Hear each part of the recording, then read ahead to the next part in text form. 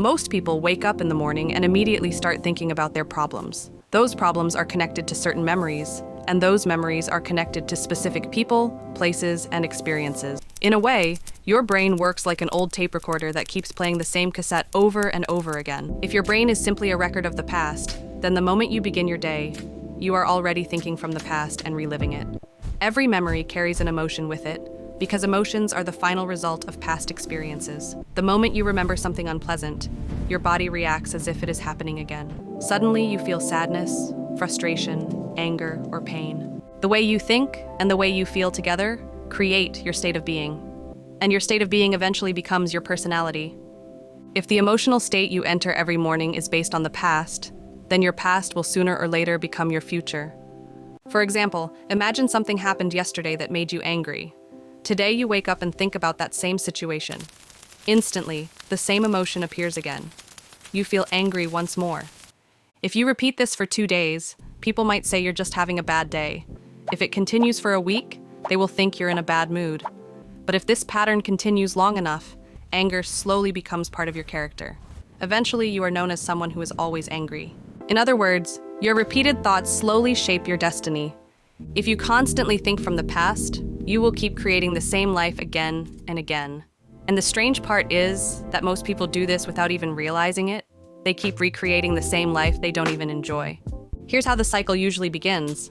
You wake up and immediately grab your phone. You check Instagram, you scroll through WhatsApp, you read a few emails or messages, maybe you check the news as well. Within a few minutes, your mind is already filled with everything familiar in your life. Then the routine begins. You get out of bed on the same side, you go to the bathroom, you drink coffee from your favorite cup, you take a shower, you get dressed, you take the same route to work, see the same streets, the same buildings, the same people. At work, you encounter the same individuals who trigger the same emotional reactions in you.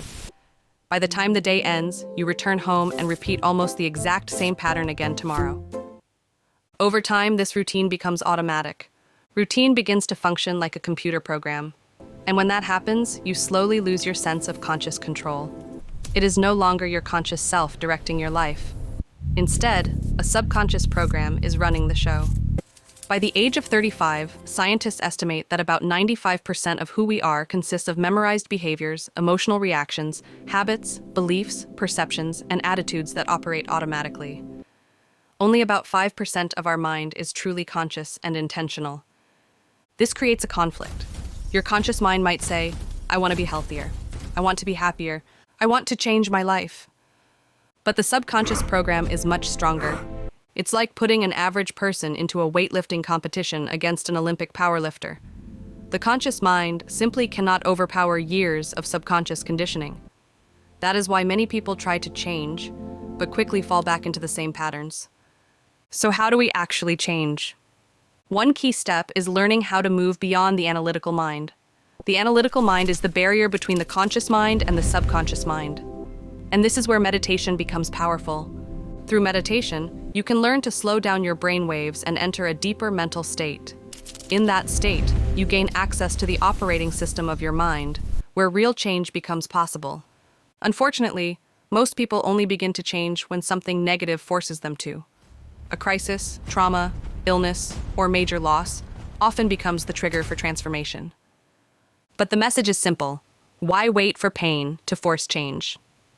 You can learn and evolve either through suffering or through inspiration and awareness. Many people spend most of their lives in survival mode.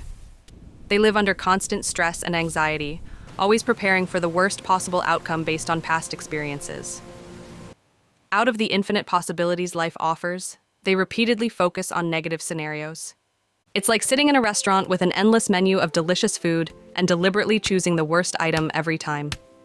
This happens because each time you recall a negative event, your brain produces the same chemical reaction as if the event is happening again right now. Your body relives the emotion.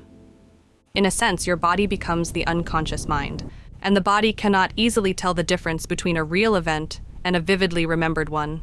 That means every time you replay negative memories, you are conditioning your body to remain in those emotional states. Eventually, the body becomes addicted to those emotions. At that point, the body that once served the mind slowly becomes the master. When you finally decide to change your life, your body often resists it. The familiar emotional state, even if it is negative, feels predictable and safe. The unknown feels uncomfortable. Entering the unknown is like stepping into a deep river. The body senses that if you successfully cross to the other side, the old identity will disappear. And it tries to stop you. This is why strange things happen when you try to meditate. Your nose starts itching. Random memories appear. Suddenly you remember something urgent you need to do.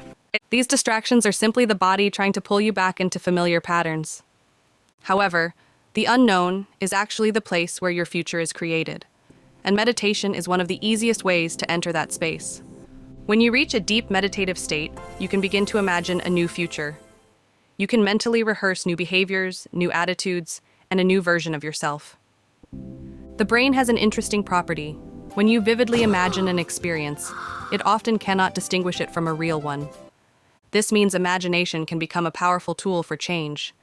Instead of your brain being only a record of the past, it can become a map for the future. But there is one important condition. Thinking about the future is not enough. You must also feel it emotionally.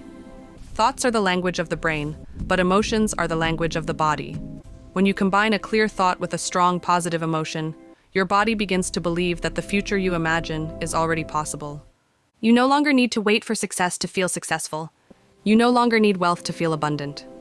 You no longer need a relationship to feel love.